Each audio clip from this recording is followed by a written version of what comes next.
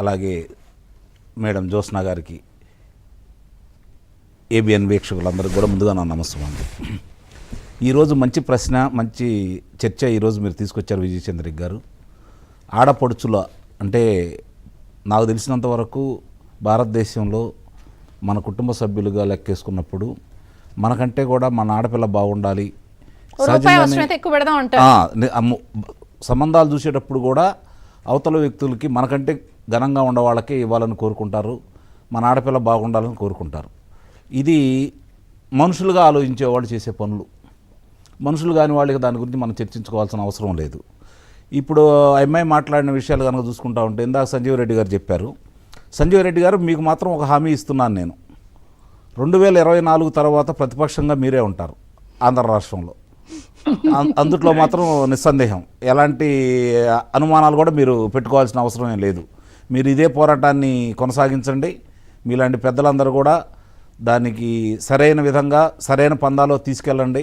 భారతదేశ వ్యాప్తంగా వచ్చే మార్పులు ఆంధ్ర రాష్ట్రంలో కూడా ఇంకా గణనీయంగా ఉంటాయి అని చెప్పి అయితే నేను భావిస్తున్నాను. అందుట్లో ఎలాంటి సందేహం కూడా ఏం లేదు. ఇక వీళ్ళిద్దరు అంశానికి వస్తే, షర్మిల గారు రాజకీయ పరంగా మాట్లాడుతున్నారు, ఆస్తిపరంగా మాట్లాడుతున్నారు.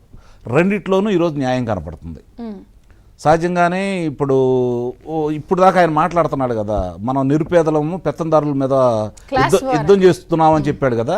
చాలా నిరుపేద, 82 కోట్ల రూపాయలు చెల్లెలకు అప్పు ఇప్పించేంత నిరుపేద, 5 ప్యాలెస్లు 4 రాష్ట్రాల్లో ఉన్నటువంటి నిరుపేద. ఏమని చూపిస్తారో చూపిస్తారో అందరూ చర్చ. అది కూడా రేపు దాని తర్వాత అది వచ్చిన తర్వాత ఇప్పుడు ఈ అమ్మాయి చూసాం కాబట్టి ఇది మాట్లాడుతున్నాం, రేపు అతని గురించి కూడా మాట్లాడాలా.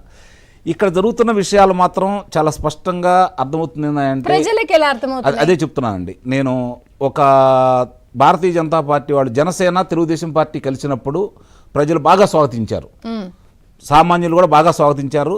భారతీయ జనతా పార్టీ వాళ్ళు వచ్చి వీళ్ళతో కలిసినప్పుడు ఇదే పెద్దలు వీళ్ళిద్దరే ఉన్నారు చెప్పడం కూడా జరిగింది. నేను భారతీయ జనతా పార్టీ అంటే ధృతరాష్ట్ర కౌగిలి అని కూడా అన్నాను నేను. జనం యొక్క అభిప్రాయం ఆ రోజు అలా ఉంది నిస్సందేహంగా, దాంట్లో ఎలాంటి సందేహం కూడా ఏం లేదు. ఇప్పుడు క్రమేణా సంజీవ్ రెడ్డి గారు పరిస్థితి ఎలా ఉంది అంటే, ఇక్కడ భారతీయ జనతా పార్టీ అన్యాయం చేస్తుందా, లేకపోతే కాంగ్రెస్ పార్టీ అన్యాయం చేస్తుందా, వైఎస్ఆర్సీపీ పార్టీ అన్యాయం చేస్తుందా, తెలుగుదేశం పార్టీ అన్యాయం చేస్తుందా, జనసేన అన్యాయం చేస్తుందా అనే విషయాలను మర్చిపోయి ప్రజలు ఈరోజు జగన్మోహన్ రెడ్డి గారికి ఓటేయకూడదు.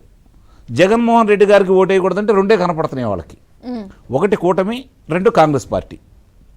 చెల్లెలు మాట్లాడుతుంది కాబట్టి కాంగ్రెస్ పార్టీ, ఉండ విషయాలు బద్దలు కొట్టి మాట్లాడుతుంది కాబట్టి రెండోది కూటమి. ఈ కూటమిలో ఈరోజు ఎంతో కొంత అంటే నాకు తెలిసినంత వరకు పార్టీ నాయకులు భయపడుతున్నారు, అభ్యర్థులు భయపడుతున్నారు తప్ప ప్రజల్లో విస్పష్టమైనటువంటి మార్పు అనేది ఒకటి ఉంది.